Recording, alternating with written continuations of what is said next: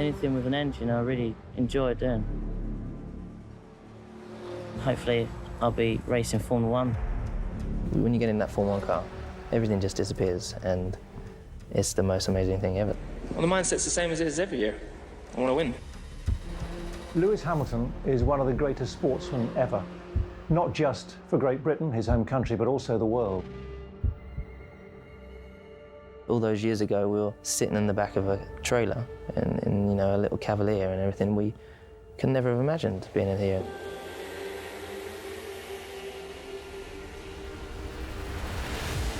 But for me, you know, growing up, you know, having people you see on TV that could put a big smile on your face, for me, I'd never really imagined that I'd be able to do that to young kids. He naturally has an aura about him. Champions do. There's certain days when watching a driver transcending their machinery and performing to a level that you weren't expecting, that's kind of like art. That's beyond just watching a sporting spectacle. And Lewis is one of the very few drivers who has done that in their career. He's not just about motor racing, he's about fashion, he's about music, he's about political activism, he's about veganism. Yes, I've won this 7th title, but we have another big fight to win, and that's for racial equality across the board.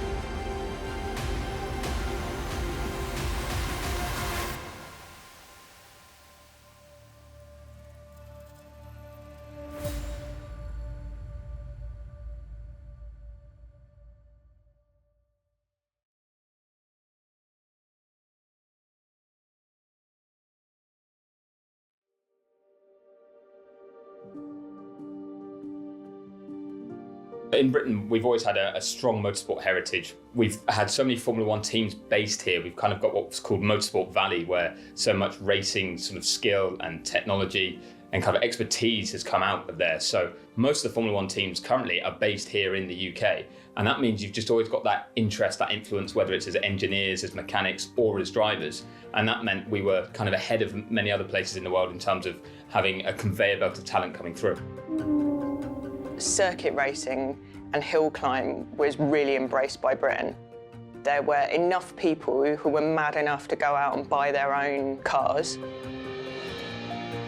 And maybe it's the fact that we still had quite an upper class at the time, and there were enough people with enough disposable income to be able to be the third son of a rich family and go and kill yourself on a motor track. But it somehow seemed to appeal, and the motor industry grew up around it because there was so much enthusiasm to get faster cars. It's always hard to compare across eras. It sounds like a cop-out answer, but Formula 1 has changed so much with technology. But what Lewis has done transcends a number of different sort of eras and technical regulations. He's won every season he's raced, and he's done it all while kind of fighting. He transcends the sport. You can talk about someone like Jim Clark, who lost his life too young to maybe hit some of the records that Lewis has been able to. And he's spoken about by some older journalists and older viewers and fans as the greatest British driver ever. But I think the way that Lewis has continued to be successful year after year in different eras himself is what puts him above everybody else. And the statistics back it up too. You can look back to the early days and Jackie Stewart, and to Jim Clark, and to some of the more lionised drivers like James Hunt, who, of course, there's a huge amount of affection for. I think what someone like James Hunt did was kind of put Formula 1 more in the public eye, a public conscience for a wider range of people who maybe then saw what he did off the track as much as they saw what he did on it. And Lewis has done something similar, but maybe for different ethnic groups. You know, the fact he's the first black Formula 1 driver just opened up this huge other number of people who might be interested in the sport, who might look to him as a role model. And whether they do or don't like Formula 1, they just see someone who's being successful in a field that previously someone hadn't been. He's someone who can engage the worlds of fashion and of sport outside of F1, which motorsport tends to kind of keep itself very, very separated.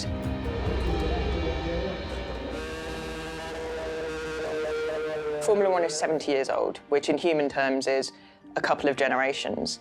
In racing terms, Formula 1 is all about its own heritage. It's all about its own pedigree, because it talks about, you know, the heritage of the cars that came up through it. But a lot of what it's talking about is its basis in a particular class, in a particular type of people. You see in every area of Formula 1 the same names. There is just a huge amount of people following on in the family footsteps, and There's not very many people who necessarily see a problem with that in terms of that excluding other people. So it's very unusual to see people come in from a background that is totally disconnected from Formula One. Go really fast, man. Anything with an engine, I really enjoy doing. Hopefully, I'll be racing Formula One from McLaren. He started off with a remote control car, which is a very unusual route in. He used to race that at a very high level, and he showed that he was very skilled at controlling something like that. Lewis Hamilton is only 7 years old. Wow. How long have you been racing cars for already, Lewis? About a year. So you must be pretty good at it. Is it easy to do? No. What do you have to do then? This is the brake. That's the brake. Oh, you need the brake. And these are the steering. So then his dad said, okay, well, what about the real thing if you're behind the wheel rather than behind a control? So he went into karts again at a young age, 6 or 7, he was given his first go-kart and could go and try that out. And he just had this affinity and love for speed. And it was a bit of an expression for him to go out and enjoy himself. Ever since I got into karting, there was always a danger there. And I think it was that, I guess you could call it the fear factor or whatever it is, just knowing that you have that danger there is exciting. Some people don't like it, some people do. And that's something that spurs me on. It's a huge ask in terms of time, and the money is just staggering. You are still talking about more than a house, and that's just to get to single-seaters. Motorsport's an expensive sport at the best of times, but even from karting level, you need a lot of money to be able to go racing each week. And in order to help fund Lewis's career, his father, Anthony, was working multiple jobs. He was working full time, but then on top of that, he'd do little odd jobs just to bring in extra money to buy things like a trailer to put the go-kart in, to buy things like spare tyres to go racing again. They never really had the best equipment early on until they got bigger support. Having those strong family bonds, of course, is going to be super important to you, especially when you're going through something where you are kind of the only thing like you.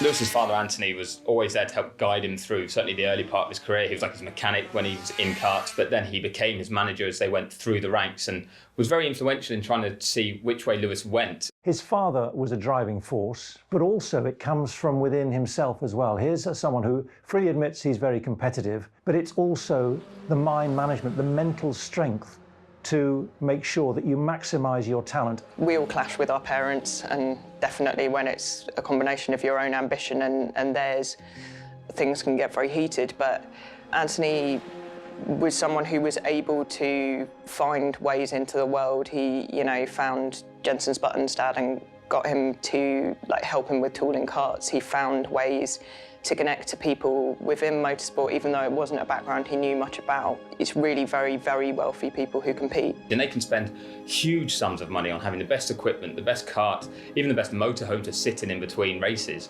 whereas Lewis would have been the complete opposite.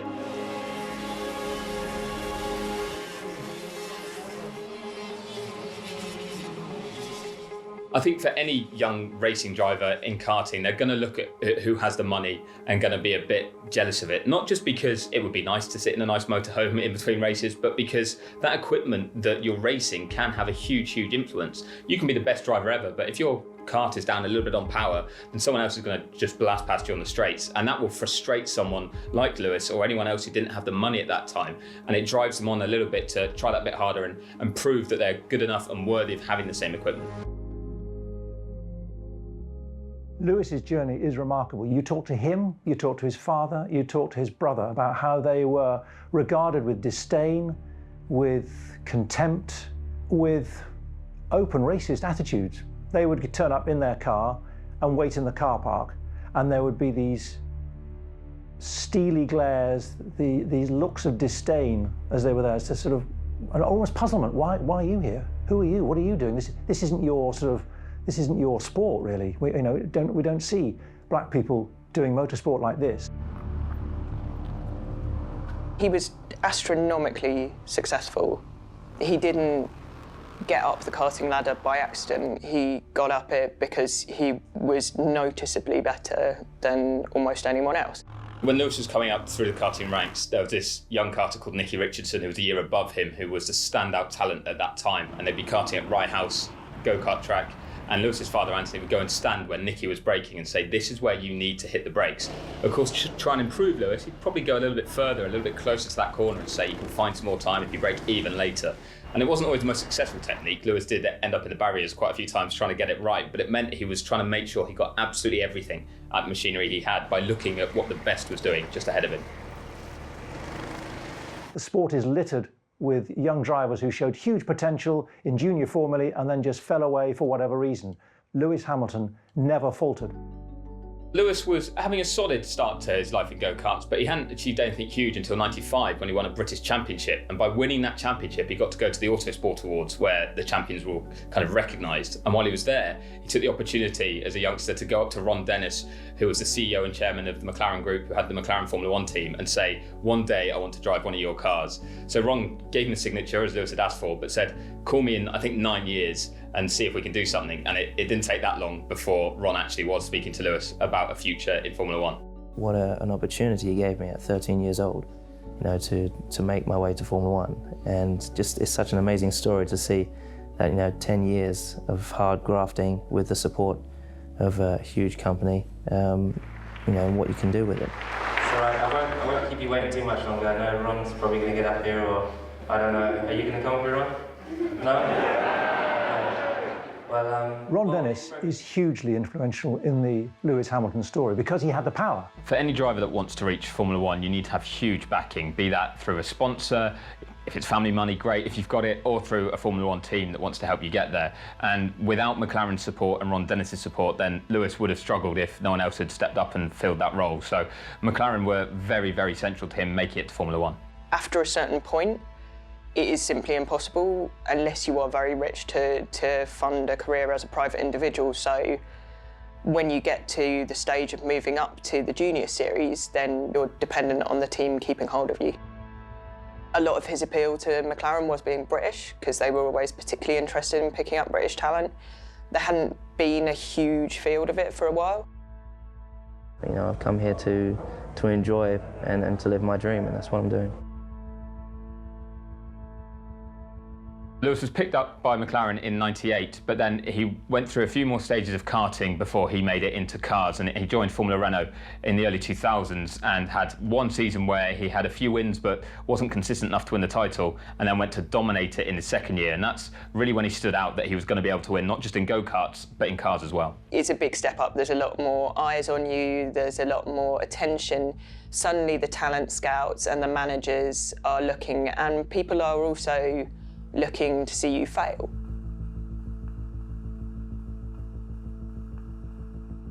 Any driver that might look good in a go-kart has no guarantee that they're going to be good in an actual racing car, because the move into Formula Renault cars is the first time you then have wings on the car that create downforce. So it's a totally different style of driving. You're kind of driving a go-kart, a lot with the steering, but a lot with the throttle as well to get the rear end moving around. With a Formula Renault or a similar single-seater car, the downforce produced by the wings means that you drive it totally differently. So Lewis being successful in that category was a really good sign. Then as you move up to something like Formula 3, there's more power and more downforce, so it's just the whole performance overall is improved. The same with GP2, and there's no power steering in some of these, so physically it gets tough as well. Then once you reach Formula 1, the levels are so high, there's power steering because there has to be, otherwise you wouldn't be able to physically control the car with the amount of downforce it has and the power it has, but it's all about the speeds being higher in terms of straight line and cornering. A lot of people look at it as like, they'll be like, oh, it's just driving in circles, like it's just driving a car, what's physical about that, what's athletic about that? I mean, aside from the fact that it's unbearably hot, it's like sitting in a sauna, and that's the cooler races before you start going to somewhere like Bahrain or Singapore. There's reflexes that have to be so fast. You also have to do lots and lots of micro adjustments across the steering wheel. You'll see them constantly moving their hands, and that has to be accurate and it has to be perfectly learned, which might not sound like an athletic thing, but like realistically it is. It's like the same skill that you have to develop to be able to be a really good guitar player or something.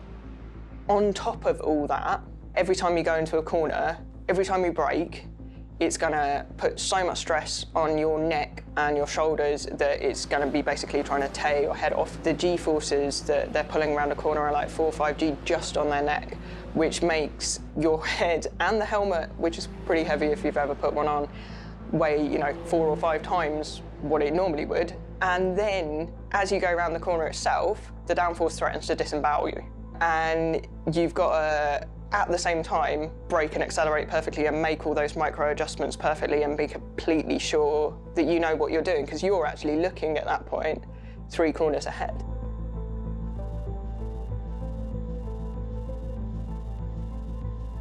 Lewis's GP2 year was extraordinary. It's very rare that you see someone hammer the field in terms of just looking like they must be from another category and have been like accidentally placed there, let alone as a rookie. The absolute standout moment of Lewis's time in GP2 came in Turkey, and it was the second race of the weekend there when he was in a really tight championship fight with Nelson Piquet Jr., who's someone who had a lot of backing, had a famous name behind him, and looked like he was destined for Formula One. But Lewis was trying to prove to McLaren that he was also worthy of that seat, because it came at a time when McLaren were working out who was going to partner Fernando Alonso in the team the following year. And he went into this second race in Turkey, and Lewis spun very early on and dropped to the back of the field. Taking a look at what happened to Hamilton. Just loses it over the curve. Nelson Piquet Jr. was up at the front, and it looked like it was all slipping away from him, and he produced a brilliant fight-back drive to finish second, overtook Piquet in the process, and that really made everyone sit up and take notice that this guy was special. Still 21 laps for a classic Hamilton fight back through the field.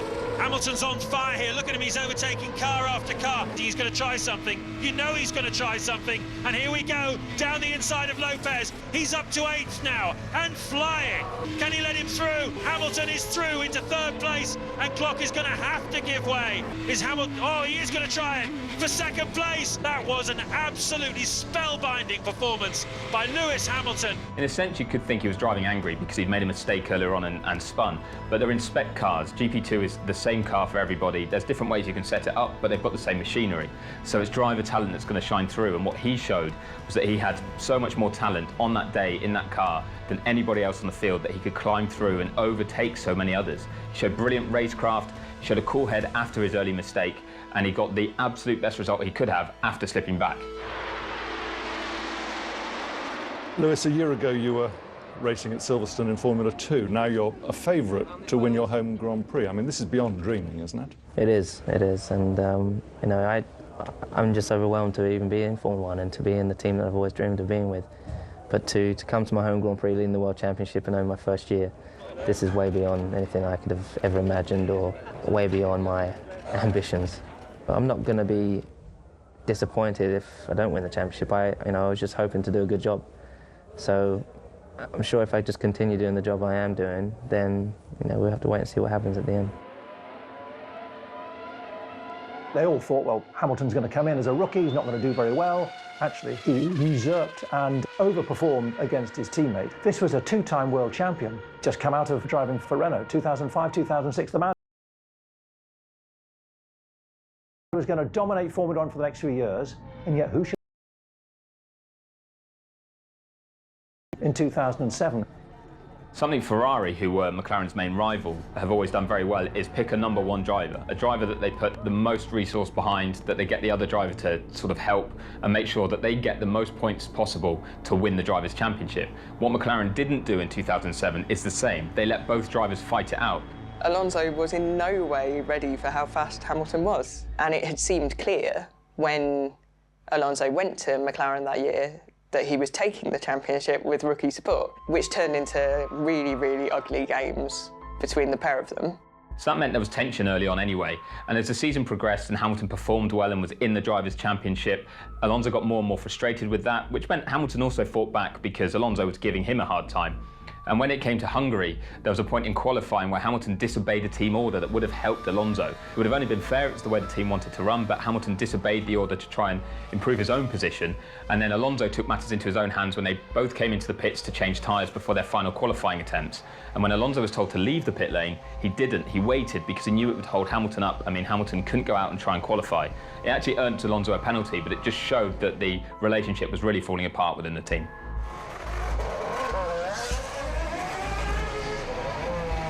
Usually it would be you trying to block a rival team, not your teammate. And in the end, they finished level on points and 1 point behind the eventual champion, who was Kimi Räikkönen. But if just one driver had had priority at a different race, they'd have scored the extra points they needed to win the championship. So what you need is the team's backing a little bit as well when it comes down to such a tight fight. Lewis showed brilliant consistency in his rookie season in Formula One. He was on the podium or winning for a number of races from the word go. He finally got his first win in Canada, but he backed it up again with another win in the United States, and he was leading the championship with 2 rounds to go, and it had definitely been his consistency that had got him there. He'd had one race when he finished outside the points because of a crash in Germany, but apart from that, he'd always been scoring highly. All Hamilton had to do at the Chinese Grand Prix, which was the penultimate race of the season, was finish close to his teammate Fernando Alonso and not be beaten by more than 6 points by Kimi Räikkönen, who was the rank outsider at this stage. Räikkönen wasn't the driver they were worried about. It was the inter-team battle between Alonso and Hamilton. So he was just having to make sure that he was either close to or beat Alonso, and he'd be world champion with a race to spare. And as long as Alonso finishes behind him, he's still going to be the world champion. Lewis put the car on pole, did a great job in qualifying, and was leading the first part of the race in the wet, and everything looked perfect, like he was going to win the championship. And a picture then of Hamilton. It just looks, I don't know if there's a piece of paper stuck on his right rear, or if it's down to the canvas. Hamilton getting very, very wide in turns 1 and 2. But then McLaren kept him out as the track was drying and his tyres started to get worn out, and he went off at one point and Kimi Räikkönen overtook him, but that still wasn't a problem. Where Räikkönen was going to finish, if Räikkönen won and Hamilton was second, Hamilton would still be world champion. He's got to come in. I think he's got some delamination on that right rear tyre. But then McLaren kept him out longer and longer until they finally brought him in for his pit stop to put on dry tyres, and by then his wets were so worn out that he had no grip at all, and he just went off the track coming into the pit lane and couldn't get going again, so he retired from the position that would have given him the title. Good job. Thank you, Ted. Into the pits anyway comes Lewis Hamilton. He goes straight on into the gravel track. Can he keep the wheels spinning? Can he get some momentum going? No, he can't. It's all going to get away from him. Lewis would have been the first rookie world champion, and it looked like it was right within his hand. There is nothing as a driver that you can do to take away the curse that sometimes comes to a car. Hamilton matched the record for the most wins in a rookie season with 4. I think Jacques Villeneuve's the other driver that has that one, but he also had the most consecutive podium finishes from the first race of any rookie. And at the end of it, he had the highest points total that any rookie would have had. Sadly, it just wasn't the championship winning one. It was a great year. I couldn't really have asked for more, if I'm honest. Just because, you know, I went into the last race and I just said, whatever happens in this race, I'll be happy because I've by far exceeded my expectations and everyone else's. And I think I've put my feet comfortably into Formula 1 and everyone knows who I am. And I'm only 22, so I've got plenty of time. And as you know, I've got the ability and I know. So just with a little bit more hard work, we'll be able to do it. To come from the box trailer to now sitting in Formula 1 and to have people noticing me and to have my name all over Santerre's shops, and it's just really weird. We just sat there and went, what a year, you know? Can you believe it? This time last year, all those years ago, we were sitting in the back of a trailer in you know, a little Cavalier and everything. We could never have imagined being in here in this year, so you cannot complain. Even if I finished last, the fact that I was able to compete in the Formula 1 World Championship it's just not many people get to do that, so just really grateful. With me and Fernando, we get on well, and we tried to tell people that, but they just didn't believe it. They'd like to write their own things. The media was just sort of trying to put spins on everything, which is a bit of a shame, really, because they don't really give you a true feeling of what's going on. And obviously there was loads of different things sparking about, but the aim was to beat him. I did. Beat a 2-time world champion. I mean, to do that in your first year, you know, I didn't expect that for sure. But I get on really well with him, so I think for next year we know what to expect, and you know, if we are working together, I'm sure we'll do a better job. After such an impressive rookie season, the expectations were so high on Hamilton in 2008. McLaren were a race-winning team, should have been a championship-winning team. Fernando Alonso had left, he'd gone back to Renault because the way the relationship had broken down completely. McLaren allowed him to leave. So Hamilton looked like he was going to be the lead driver, and he clearly had the potential to lead that team for a number of years. So the future was looking very bright for both him and the team, and with a car that was capable of winning the championship, I think Lewis probably went into that season as the title favourite. You'll notice a lot of drivers who are successful tend to stick with the same teams. It's very rarely drivers who kind of fall out with their teams or move around very much, particularly in the modern era, because it is so complicated.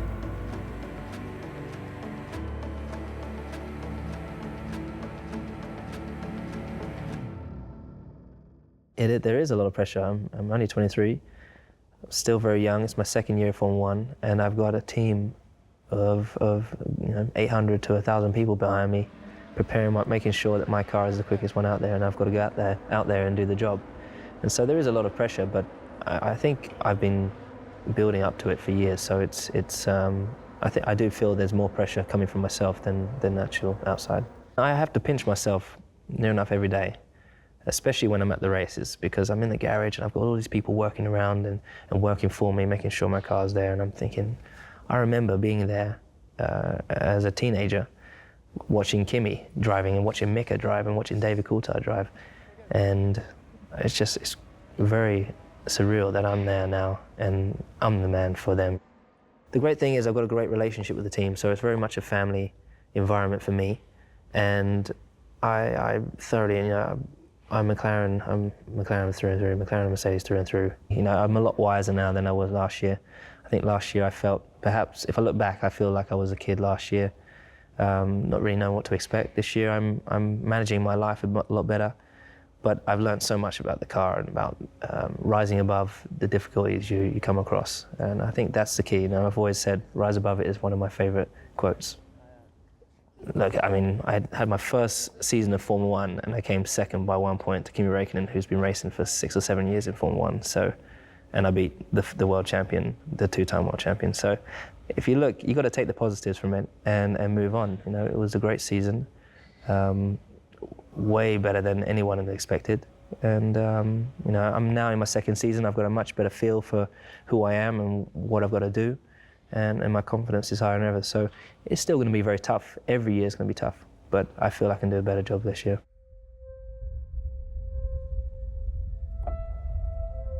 The standout highlight for 2008 has to be the season finale. Brazil was full of such drama and jeopardy, and it all came down to the final corner on the final lap of the final race to find out who was the world champion, and the contrasting emotions were huge. One of the things that Hamilton would have learned from 2008 is just the fact that you only need to get the result that matters. There was a point in 2007, again in Brazil, where he didn't need to win the race to win the championship, like it had been in China when he slid off the road. All he needed was a lesser result compared to what other drivers needed to do. But Hamilton's style early on, and a bit McLaren supporting him too, was to go all out for the best result, go for the win. That's the best way to wrap it up.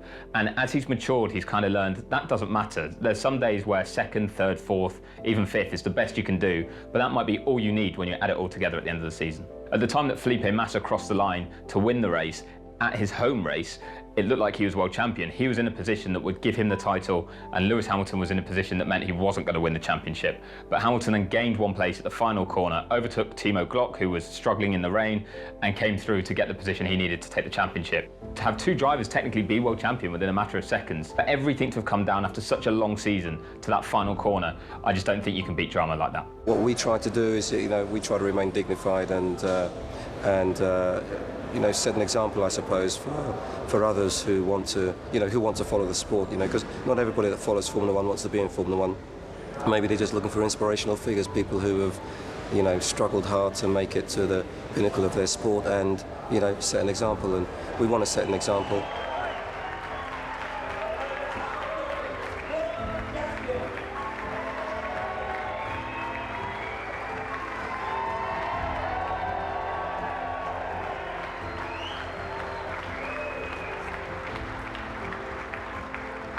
A sensational year. I mean, for me to win a world championship, for one, is, as I've always said, it's a dream of mine.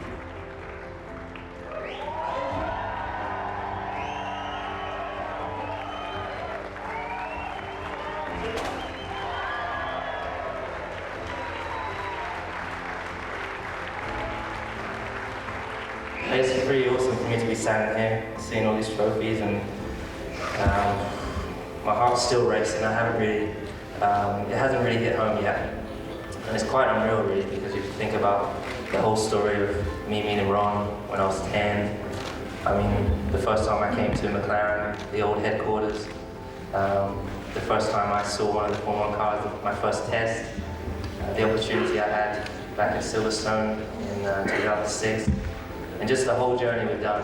And I'm standing here today to say a big thank you to all of you, that we have proved to everyone that we are the best team. The car is the most reliable, and we've just been put under so much pressure by whoever, you know, the fans, the media, just the championship in itself.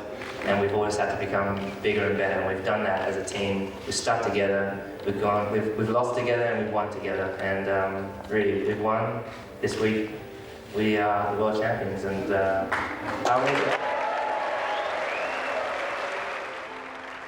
I'm here now, and I've set a tone. Everyone knows what I can do. So staying here it doesn't seem to be such a problem, but I still have to keep on performing. I still need to be fit.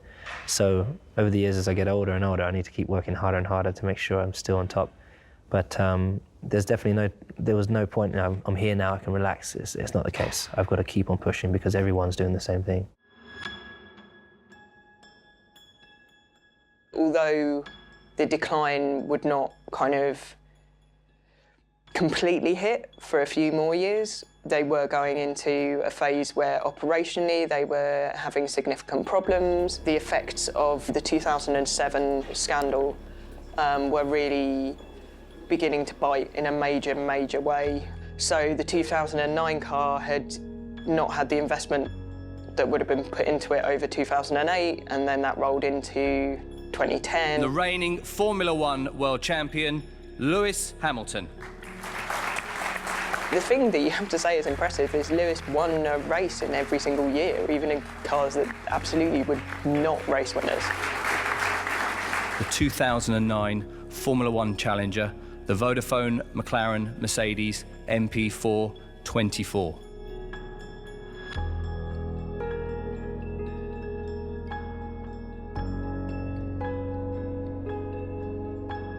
Lewis, you've now seen a car with your name on it and a number 1 on the front. How did it feel when you first saw that? That feels great. It's a very proud moment, and it's just gonna be cool having number 1 on your car for a whole season. It's the best. People have suggested that new regulations make these cars a bit ugly. What do you think? Well, regardless if I thought that, I can't say that. The thing about new regulations is that they will almost always shake up the field. The problem McLaren had with this regulation change was they were in such a tight championship battle in 2008 that they kept developing their 2008 car. They kept putting their resource behind that to make sure they won that championship. Partly, I think, because they'd missed out in 2007, they weren't willing to let it get away from them again. But that meant other teams that weren't in the battle spent more time and money earlier on the new regulations and were able to get a jump on McLaren. And it meant McLaren and Ferrari both started the season away from the pace. For Hamilton, it was a bit of a weird situation because the car was clearly not competitive enough for him to win the championship, and that's frustrating for a driver to be the world champion, to be on an upward trajectory, as certainly someone as young and as highly rated as Lewis, but then not have the machinery to perform. And all he'd ever known in Formula One was having race-winning cars. So he had to completely adapt his mindset, his approach, what constituted a good result in a race, and that was a bit tough for him to do too at an early age. So a bit of a combination of the fact that the car wasn't competitive and Hamilton was still relatively inexperienced, even for a world champion, just meant it was a tough season for him. There is no driver who is happy not to win. There got a point in Lewis's mind where he felt he needed to sort of break away from his father, that his relationship on a personal level was being hurt by the fact that they still had this professional one when you're in Formula One at the top of the sport. It was so intense. So he felt that it was better for them to go their separate ways, and I think that really hurt Anthony at the time, because obviously your son saying to you, I don't need you anymore in this capacity, or I don't want you in this capacity anymore, sounds really painful to hear, but it was done with the long-term view that it would actually help them with their personal relationship. And it did make things a bit rough for Lewis for a while. He used to take things in his personal life very hard, and it would sometimes impact him on the track. But once he got his stuff settled off track, it meant he could perform better on the track too. Firstly, the 2008 Formula One world champion, Lewis Hamilton, and the reigning Formula One champion, Mr. Jenson Button. McLaren basically created the British dream team in 2010 because Jenson Button had not had it easy in Formula One in his earlier part of his career, but then in 2009 it all come together for him, and the team he was with then, Brawn, had the best car and he won the World Championship. And it meant you'd had British world champions in 2008 in Lewis Hamilton and 2009 in Jenson Button, and then McLaren managed to put them together in the same team. So you had the two most recent world champions, both being British, both driving for a British team together. It was the perfect scenario for fans. Welcome, gentlemen. It is that time for you to unveil your 2010 car. I think there were a lot of god-awful people who really wanted Jenson, who they saw as more of a proper British driver, to show Lewis up. Please unveil the Vodafone McLaren Mercedes MP425. There was a real huge amount of energy that they wanted proof that Hamilton was aggressive, he was careless, he wasn't behaving right with the team, and that was why they slipped backwards. Whereas obviously you've got the champion at the time Button coming in. He's going to sort it all out. It's going to be really proper now. Yeah, we know why. It's because Lewis is black and Jenson's white. And I don't think that either of them, or I certainly don't think Jenson would have ever thought about it that way, but that is, without question, how it was treated in the media and how it was treated within the world of motorsport to some extent. McLaren has appeared to have been your team over the years gone by. Jenson's come in now. Do you still feel like top dog, or is it very much a shared role? When you say that, it's because I've been at the front in the team. So I don't particularly agree with that, but I mean, I've been with them for many, many years, and I definitely am a part of the family. But we are a great family, and we've welcomed Jenson in, and he's just as much a part of the team as I am. So I don't think that's going to have any advantage on my side or any impact to how we work forward. You've got to be best friends with your teammate, but also fierce rivals. So Jenson just said to get along with your teammate, you have to be the best of friends and the fiercest of rivals. Would you go along with that? Is that something you see in him, that you could be the best of friends? I've never ever heard that saying before, so I'm not going to say whether I agree with that or not. I mean, I think what you have to do is you have to have the utmost respect for one another. That's what I'll say. There was a time he made a bit of a joke about the fact that he was getting targeted by the stewards and wondered if it was because of his race. Now, it wasn't, but you can understand why he'd wonder it, because, of course, nobody else has that consideration to think about. And on the flip side, you do still get the disappointing signs of people being openly racist towards him. In 2010 in Spain, he was racing for McLaren and Fernando Alonso was racing for Ferrari. The Spaniards were very, very vociferously behind their home driver, but the rivalry between Hamilton and Alonso got pretty toxic at McLaren, so there was a lot of fans that didn't like Lewis, and they were openly racist towards him. It seemed to be a problem within Spanish sport at the time then, and as Lewis was going around on the driver parade, monkey chants were being directed at him as he came past. That's something that no other driver has to deal with. There was also fans that, previous to that, had painted themselves black and pretended to be Lewis Hamilton's family. And these were incidents that kind of got swept under the carpet by Formula One. They were pointed at as, this is bad, we should stop this, and then nothing else is done about it. It's always driven him on, even from his days going karting and so on, when he and his father and then his brother used to turn up and people looked at him almost down their noses at him and like, who are you, why are you here? That drives him on. I mean, you think if someone was doing that to you all the time, for no other reason that you were a different colour to them, you either sink or you grow and think, right, I'm going to show you and I'm going to achieve as much as I can. 10, 11, 12 were strange years at McLaren. The team was struggling worse than it even looked like it was struggling. Although sort of the really bad times came later, it was definitely lining itself up for them. All of the well-oiled parts that have to work suddenly start grinding on each other instead.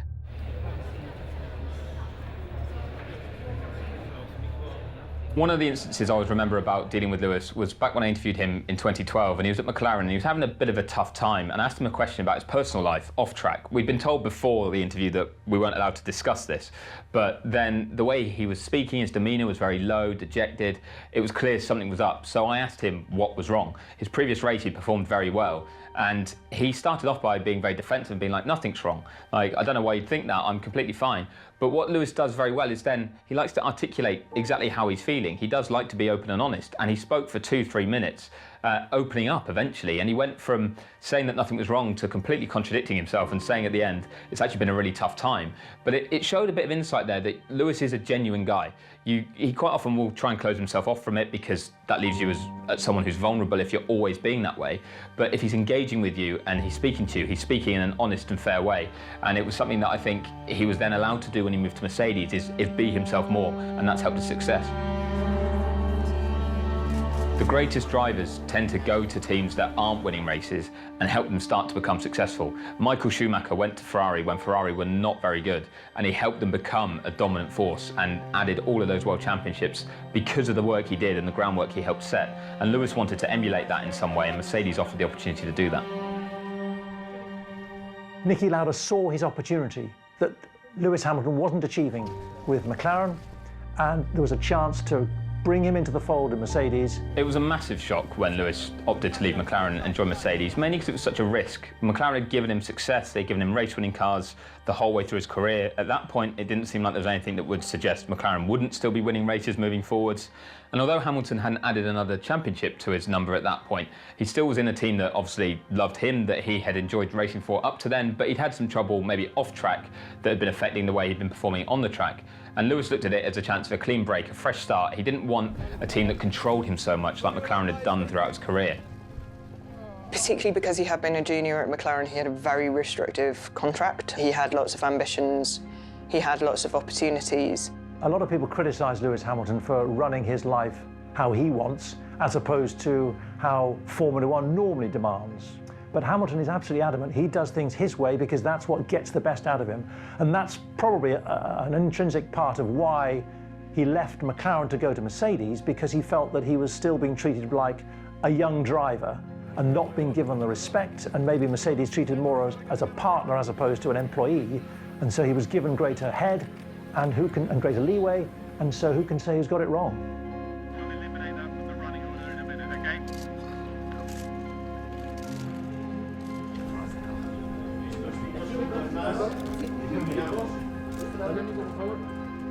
In this sport, it's not unlike football where you are teammates with lots of different people. It's obviously we are teammates as two drivers, and our ultimate goal is to make sure we get those two cars across the line, first and second.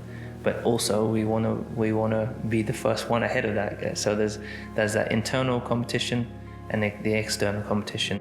It's all fine being friends with your teammate until you're competing. The one person you need to beat in Formula One is your teammate. So therefore, there is this idea that he's your mate because he's your teammate. No, he's not. He is the one person you need to beat because he is the other person who has exactly the same machinery, all being well, that you have. So if you are behind your teammate consistently, it must work really hard on here. So there's a degree to which you have to at least pretend to have a kind of entente cordiale between the pair of you in order to work together. I don't have that to better anyone. Of course, I want to maximize in my life and the opportunities and the gift that I was given and all the opportunity that is at hand. So Lewis and Nico Rosberg used to be karting teammates back in the late 90s and early 2000s. And back then it was obviously fun. Their dream was to go and race in Formula One together. They were genuine friends. They celebrated each other's successes, and I think they were delighted to be teammates. That would have been something that would have been a big sell for Hamilton moving to Mercedes, was to be reunited with Rosberg. In order to get them to win, they turned them against each other. There seems to have been a point that division was sown, and then it became outright paranoia. So it's a method that works competitively. Is it sustainable, and does it make everyone involved go crazy? No, it's not sustainable, and yes, it will ultimately screw things up and create this incredibly intense environment. Lewis needed a little bit of love and support early on. There was a couple of times where Hamilton was running ahead of Rosberg in a race, and Mercedes were on for a good result. One was in Malaysia, they were on for third and fourth in the race, and there was no point in risking them swapping positions. So Mercedes told the drivers, don't race each other, which meant Rosberg had to sit behind Hamilton. And he didn't particularly like that because he didn't want this driver coming in new to the team that he'd been working with for a while and kind of having a little bit more authority or getting a bit more preferential treatment. So there was always this effort from both of them to want equality within that team. But then when we came to 2014, Mercedes was the only team that was ever going to win a championship. So that meant they were their two main rivals. I think in 2014, they were still getting on together. They were still working to push the team forward together. Hamilton was probably a little bit surprised how competitive Rosberg was with him. Things really started to go in 2015. The rivalry was intense enough on track, and then there'd be people outright making stuff up about everything else off track, and a lot of conjecture about everything that really was happening already. By 2016, Hamilton did allege that Mercedes was sabotaging his car at one point, or seemed to allege after the third engine blowout. Lewis Hamilton, there's a fire at the back of that Mercedes car. His engine has blown and his chances of winning the Malaysia Grand Prix with it. Oh no, no! It's a very, very odd feeling right now, I have to say. It's very hard to stand here and be all positive. Yeah, it's going to be great because, you know, I'm the only one with Mercedes engines that have been failing this year out of all the engines, which doesn't sit right with me. There was a moment in 2016 where, by now, we were a couple of years into Mercedes' dominance, where Hamilton and Rosberg were really fighting for the title, and Rosberg was leading at the start of the race in Spain, and Hamilton went to overtake because he'd seen Rosberg had a bit of a problem with his car. Good start from Carlos Sainz. He's ahead of Valtteri Bottas. Round turn 3 we go. Rosberg defended, Hamilton went onto the grass and spun and took them both out. And it's Nico Rosberg and Hamilton's onto the grass, and Hamilton's had a massive crash, and he's crashed into his teammate. The two Mercedes come together as Hamilton tried to pass on the inside, and he can cover his hands over his eyes, and he won't want to see that again. And it was the first time they'd properly collided and taken each other completely out of the race. They'd had incidents before where they'd raced hard but fair, but this one was the worst thing you could do as teammates, is crash into each other. And off the back of that, there was clearly a sign from within the team of dissent towards one driver or the other for their part in it, and it really, I think, made for a big crack between the two of them. Going into the final race in Abu Dhabi, Lewis needed to win the race to have a chance of winning the championship, and he needed his teammate Nico Rosberg to not finish right behind him. Conundrum for Rosberg, if Vettel gets a run at him on DRS, does he fight him or not? Going into the race, he'd said he wasn't going to do anything that would jeopardise Rosberg's race, but they were leading first and second, Hamilton in the lead, and what he did was drive at a slower pace that backed Rosberg towards the cars behind, so left him under threat. And Lewis is backing them up even more. And Rosberg knows it, so does he let Sebastian Vettel go? He can't afford any contact, he can't afford an entanglement here. Now, the drivers behind never really tried to move on Rosberg. They knew it was risky. If there'd been contact, it would have meant that if Rosberg was taken out, they'd be to blame for him losing the championship. But Hamilton had this incredible skill to be able to go fast enough that Rosberg couldn't overtake him, but slow enough that other drivers had caught up. So it showed the level of talent he had, but at the same time, he was then putting his teammate at risk, and if it had all gone wrong, that was going to be really damaging to Mercedes as a team. So they were watching almost some infighting play out in front of the world in a title decider. Lewis Hamilton wins the Abu Dhabi Grand Prix. Nico Rosberg is second. He takes the championship 34 years after his father. It's like father, it's like son. He's willing to push it right up to what you would call the limit of fair play. That was in that grey area where it was maybe being a bit unsportsmanlike, but it wasn't illegal. What he could control, he was going to try and control. Well, the mindset's the same as it is every year. I want to win. It's pretty simple mindset to have. It's a lot harder, obviously, to do that. But every year, wanting to grow, wanting to improve as a driver and as a human. Rosberg knew that when he won the title, he had to leave because of everything it took for him to beat Hamilton. It just wasn't sustainable long term. Hamilton rivalries are an interesting topic. The most obvious one is with Sebastian Vettel. So Lewis was the youngest drivers' champion at the time when he won his championship in 2008, but then Sebastian Vettel came through the ranks and usurped him with that record and went on to win 4 in a row for Red Bull from 2010 to 2013. And Hamilton was sort of in the fight but never winning the championship in those years. And it's frustrating for him because he felt like he should be getting those results, that he could be getting those records. And at that point, it looked like Vettel was going to be the man that might match Michael Schumacher's overall record of wins and championships. So Hamilton was looking at it as someone who basically was a threat to his potential legacy within the sport if he could go and achieve those results. And then things started to get a little bit more tasty when Mercedes became dominant and Lewis started coming back at Vettel in terms of the wins, started adding more titles. Arguably, Ferrari and Vettel should have been champion in those 2 years, but they weren't. And there were some very tetchy moments, and whenever you'd have drivers going for the ultimate prize in motorsport, and I suppose it's the same in boxing or any sport, there's respect, there's admiration, but is there mutual appreciation? Possibly, but do they like each other? Do they have to like each other? Probably not, because you want to go out there and you want to nail that person. Oh dear, there is Danny Kvyat, stopped by the side of the track. In 2017, they were fighting for the championship, one in a Mercedes, one in a Ferrari, and they were racing each other wheel to wheel in Azerbaijan. And Vettel felt that Hamilton was using some dirty tricks behind a safety car and brake tested him and basically made Vettel run into the back of Hamilton's car. The safety car is coming out. Right, so there goes Hamilton. Safety car needs to speed up because this is too slow.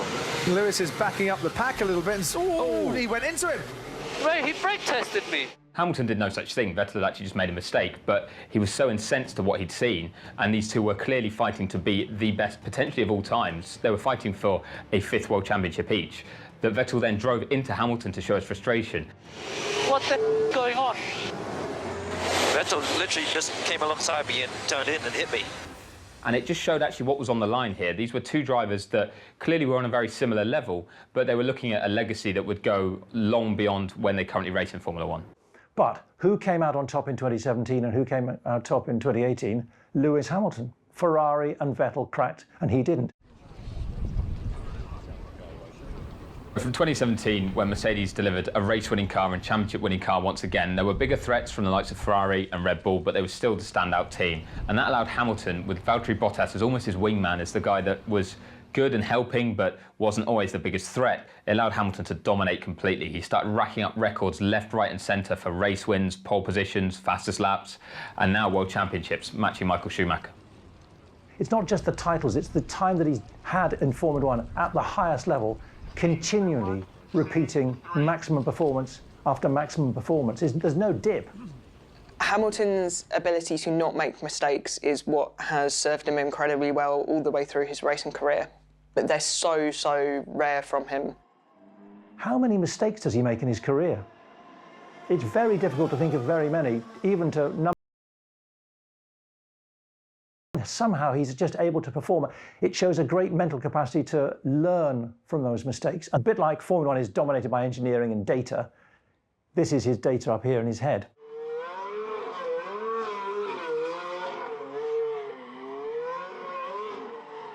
He has become part of the most successful team in Formula One. I never thought anyone would be able to top the Ferrari team of Michael Schumacher in the noughties when he just went on that run of incredible success, championship after championship after championship. But Mercedes and Lewis Hamilton have done that. And they've done it in a way where some people say it's boring, but you've got to applaud what they've done because every company, every team in whatever sport wants to achieve like they have done. World champion Lewis Hamilton. I'm really proud of what we've achieved as a team. You know, I'm proud of what we've done. You know, to come into a 6th year, well, it's my 7th year with the team, but on the 6th year, for us to have fought for a world title and been at the front and sustain the performance that we have collectively, I think has been, yeah. And then on the driver front, I'm definitely very happy with my performance this year. I think there's areas I can improve on for sure, but that will never change. The races are really where the championship was won, but I think more so the outside of just being happier, happier in the collaboration with the team in terms of our teamwork, the doors that had opened in terms of doing the fashion, that's been well received and well accepted, and my fans have been amazing and supporting me with it. Being able to do those things and it not be talked about too much, because in the sense of negative, that's a distraction. People get a bit offended that like he goes off and does stuff with other people. So he's more likely to go to like Paris Fashion Week than the Goodwood Revival, but like ultimately they're kind of the same thing. It's just like one of them is more normalised in the world that he exists in, or that they perceive him as existing in exclusively. I remember Bernie Ecclestone saying, you look at the value that Lewis Hamilton, for all his skills and all his attributes, look what he brings to the sport. He's not just a Formula One driver. He brings more to the value and the brand of Formula One than someone like Nico Rosberg, because he reaches out to a different audience, a black audience. He reaches out in music, he does fashion, he does veganism. He's getting more active in terms of politics and diversity and inclusion. So welcome to Brazil. How are you feeling today? Bom dia. Good morning. Bom dia. Thank you. Hi everyone. It's great to be here. Most importantly, as I said, I've just come from this great period of time with my family and friends that I have this huge wave of positive energy. And nothing can really dent that. My goal as a kid was always to do something like Ayrton. So I never even had imagined what would be to accomplish something like Ayrton was already a huge feat. One of the guys that Lewis Hamilton always references as someone who inspired him growing up is Ayrton Senna. He was a 3-time world champion. He lost his life racing in 1994, and Lewis was just starting out in karts at that point, so he was aware of Senna, of his style, of his skill, and of the fact that he was killed behind a car, and that affected him quite a lot, I think. Lewis had a very similar helmet design to Senna, in a bright yellow design, which was actually to help his father pick him out on the karting track when they were all racing. But it also showed that he was kind of inspired by what Ayrton did. And Ayrton was another one of these drivers who felt like he could use his position to improve the world outside of Formula One, but also his driving style was very similar to Lewis. He was very aggressive, very attacking, did everything on raw, natural feel, and there's a lot of similarities between the two. I get that people sort of go like, oh, well, you're a Formula One driver, how can you be an environmentalist? Like, how dare you even talk about that? But it is something he believes in very strongly. It's something that he educated himself about like relatively late in life. You see, I think it's always been an issue. And I think does it mean they're gonna knock down trees? Yeah, I mean, I'm not for that. I think you've got such a beautiful country here. He wants to leave an environmental legacy. He wants to leave a legacy that transforms not just the sport, but the world. Honestly, there's a lot of money that goes into building one of these circuits. You already have a historic circuit here. You don't need to cut any more rainforest down. You don't have to damage any more land. And I think the money could go to a better cause here. I think there's a lot more the government can do with the money here for the infrastructure of these cities. You know, you still have a lot of poverty within Brazil. Again, I always question, why can't it be sooner? Why do we have to wait for 10 more years of motor racing for them to make the changes? They've got the finances to implicate it sooner. The technology is there to make it sooner, so why not? During the last news conference of the day, the human rights issue over racing in Bahrain was again a major talking point. Ahead of the Bahrain Grand Prix in 2020, a number of individuals wrote to Hamilton to ask him to use his platform to basically show that there were human rights abuses going on in the country. And there's a number of places that Formula One races in where there are questionable human rights records. And one thing Formula One says it wants to do, and it has a charter for this, is to improve things, is to help educate people or just try and make the situation better. And Lewis came out and said that having had these letters, that he felt Formula One wasn't doing enough, that it needed to be doing more. And he wasn't quite so forthright in terms of saying what needed to change, but he did call out the sport itself for not doing enough, even though it said it wanted to. At times he's a spokesperson for the sport. He is the most popular driver, the most successful driver, so for him to come out and say it meant he knew people were going to listen. It's the first time I'd received letters like that along my travels. So I've taken, for the last few months, taken time to try and educate myself, because coming here all these years, I wasn't aware of all of the detail of the human rights issues. It's sort of a bit bittersweet. The reason that Hamilton originally kind of went beyond the sport was because his place within it was always a bit contested, and he wasn't necessarily accepted fully into its protective bubble, but that has created like an extraordinary star for Formula One, and one that frankly the sport and the rest of us in it don't deserve a lot of the time.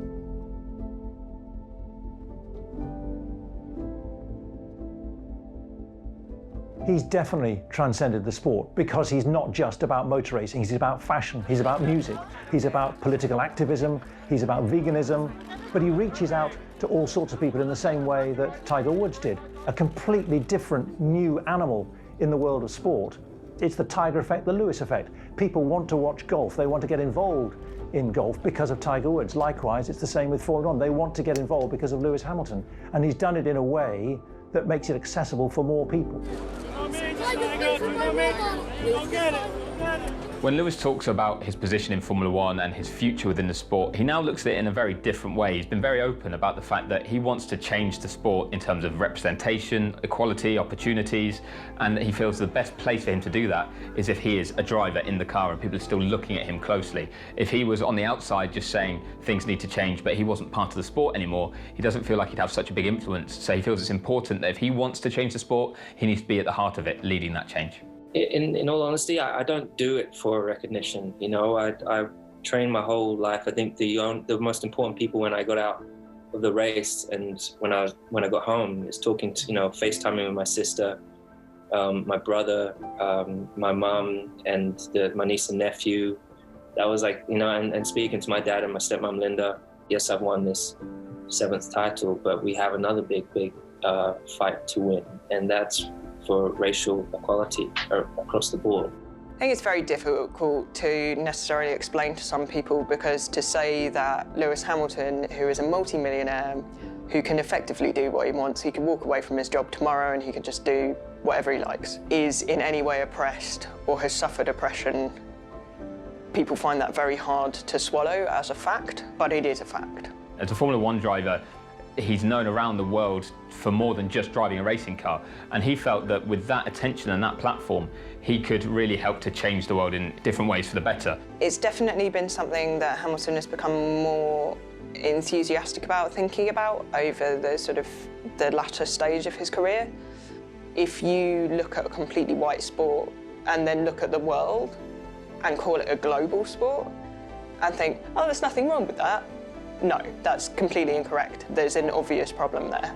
What it's become is a Western European touring facility.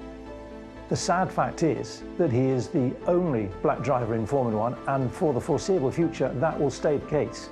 So in a sense, Formula One and motorsport generally has still got a lot of work to do, which is why his stance and his performance and his words in 2020 in the light of the death of George Floyd and everything that produced around the world was so significant and so important. He just wants to see a wider range of people being able to get opportunities within Formula One, because at the moment, it's a very male-dominated sport.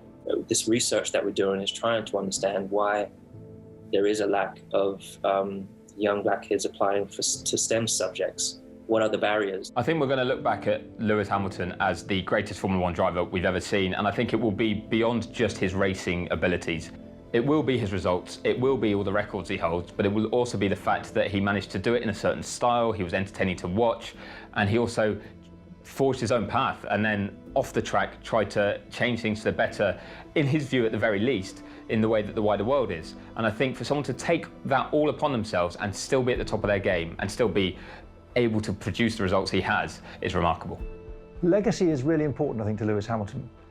He says he's not motivated, like Schumacher said, about titles and records and figures and so on, and that's probably true. But also, he is driven by this desire to open up Formula One, to open up motorsport, to make a difference, because otherwise, if he can't do it, who can? But for me, growing up, having people you see on TV that could put a big smile on your face, it's for me, I never really imagined that I'll be able to do that to young kids. Hopefully, I'll be racing Formula One from McLaren. Anything with an engine, I really enjoy doing. All those years ago, we were sitting in the back of a trailer in a little Cavalier and everything. We could never have imagined being in here in this shit. When you get in that Formula 1 car, everything just disappears, and it's the most amazing thing ever. So, even though it's a real pleasure to see the smile on people's faces and to have pictures with everyone, it's just a continuous, almost job trying to keep everyone happy, and you can't make everyone happy. I want to try and live as normal life as possible. Going over it in my mind, what's the best thing for me, and it's just got worse and worse, obviously, because they've got bigger and bigger. It's quite unreal. But everyone has a dream, and although I'm living my dream still, there's more dreams, there's more ambitions, so that will keep me gunning for plenty of years to come.